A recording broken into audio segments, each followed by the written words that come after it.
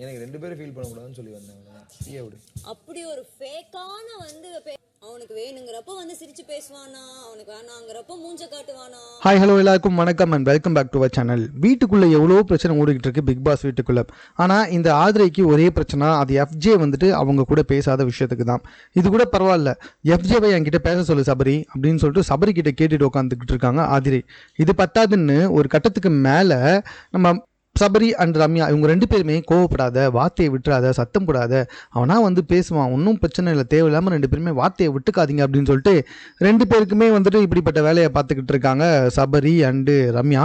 So இதை வந்துட்டு எந்த இடத்துலையுமே கண்டுக்கவே இல்லை எஃப்ஜே. அவன் பாட்டு போய் தனியாக தண்ணி பிடிச்சிக்கிட்டு உட்காந்துட்டு இருக்கான். எதுக்காக அப்படின்னே தெரியவே இல்லை.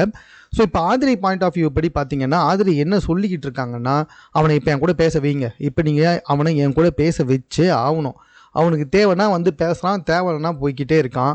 ஒரு நாள் நல்லா பேசுகிறான், ஒரு நாள் வந்துட்டு ஒழுங்காக பேசவே மாட்றான். அப்போ என்ன பண்ணுறான், கேமுக்காக என்ன யூஸ் பண்ணிக்கிறானா, அவன் மட்டும் வெளியே நல்ல பேர் வாங்கிட்டு என்னை வந்து ரொம்ப கேவலமாக ப்ரொஜெக்ட் பண்ண பார்க்குறானா. என்னை வந்துட்டு கேமுக்காக மட்டும் கிடையாது, என்னை எல்லாத்துக்கும் யூஸ் பண்ணுறான். என்னை யூஸ் பண்ணிக்கிட்டு அவன் மட்டும் நல்ல பேர் வாங்கிட்டு போகிறான். இப்போ நான் பேசிகிட்டு இருக்கிறது இந்த விஷயம் மட்டும் வெளியே எப்படி வந்துட்டு ப்ரொஜெக்ட் ஆகும், அப்போ மட்டும் அவனுக்கு தெரியாதா அப்படின்ற மாதிரி எஃப்ஜேவையே நாளாக கிழிச்சிக்கிட்டு இருக்காங்க. ரம்யா வந்துட்டு வார்த்தையை விடாத, இது எல்லாருக்குமே போய் கிளியராக சேர்ந்துடும் அப்படின்னு சொல்லும்போது கூட போய் சேரட்டும், அவன் அப்படி தானே பண்ணிக்கிட்டு இருக்கான். ஒரு நாள் வந்துட்டு ரொம்ப நல்லா வந்து கொஞ்சம் பேசிகிட்டு இருக்கான், இன்னொரு நாள் வந்துட்டு ஒழுங்காகவே பேச மாட்டான். சரி இந்த விஷயத்த வாடா பேசி சார்ட் அவுட் பண்ணலான்னு கூப்பிட்டா கூட என் கிட்டையே வரமாட்டான். ஸோ அதுக்கு என்ன அர்த்தம், ஒரு விஷயத்தை செஞ்சுட்டு அதை பற்றி வா பேசலான்னு கூப்பிட்டா கூட வராதவனுக்கெல்லாம் என்ன மரியாதை வேண்டியிருக்கு. ஸோ அப்போது அவன் என்னை யூஸ் பண்ண பார்க்குறான், என்னை தேவைன்னா வந்துட்டு அவன் பேசுகிறான், தேவை இல்லைன்னா விட்டுடுறான், தேவைக்காக என்னை பயன்படுத்திக்கிறான் அப்படின்னு சொல்லிட்டு எஃப்ஜேவை வந்துட்டு நேராக கிழிச்சிக்கிட்டு உட்காந்துட்டு இருக்காங்க நம்மளுடைய ஆதிரை. வெளிப்படையாக சொல்லணும்னா வந்துட்டு ரொம்ப நாளாக இவங்க 2 பேரும் வந்துட்டு இணைப்பிரியாதவர்களாக இருந்தார்கள். திடீர்னு எஃப்ஜே வந்துட்டு இது வெளியே எப்படி போய் போற்றி அம்மோன்னு சொல்லிட்டு அவனுக்கு யாராவது அட்வைஸ் பண்ணாங்களா, இல்லை அவனா யோசிச்சானாலாம் தெரியாது. உடனே வந்துட்டு தேவைப்பட்டால் ஆதிரை கிட்ட பேசிக்கிறது, தேவையில்லைன்னா அக்கான்னு கூப்பிட்டுறது, இந்த மாதிரி மென்டாலிட்டியில் சுற்றி இருந்தார் எஃப்ஜே. இது ஆதிரைக்கு செம்ம காண்டாயிட்டு தான், என்னடா இவன் பேசவே மாட்டான், இவனை எப்படியா பேச வைக்கணும் அப்படின்னு சொல்லிட்டு இப்போ உச்சக்கட்ட ஃப்ரஸ்ட்ரேஷனில் இவங்களும் பயங்கரமாக உள்ள கத்த ஆரம்பிச்சிருக்காங்க.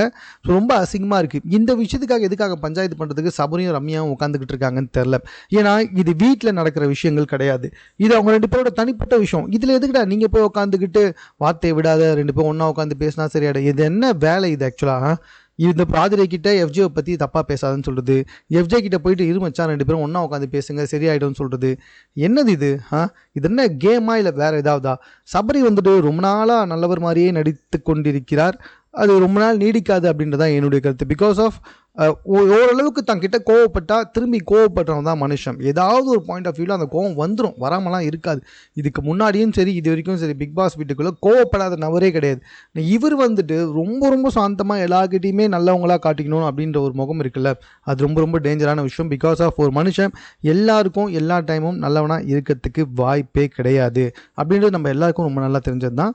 ஸோ எதுக்காக தேவையில்லாமல் இந்த விஷயத்துலையும் வந்துட்டு சபரி உள்ளே பூந்து பஞ்சாயத்து பண்ணிகிட்டு இருக்காரு. இப்படியே போனால் உள்ளே நடக்கிற எல்லா விஷயத்துக்கும் சபரி பஞ்சாயத்து பண்ணுற மாதிரி ஆகிடும் அப்படின்றது என்னுடைய கருத்து. நீங்கள் இந்த விஷயத்தில் என்ன சொல்கிறீங்க அப்படின்றத கமெண்ட்டில் தெரியப்படுத்துங்க. மேலும் இது போன்ற செய்திகளை கூட தெரிந்து கொள்வதற்கு சென்னை சேனலை சப்ஸ்கிரைப் பண்ணுங்கள்.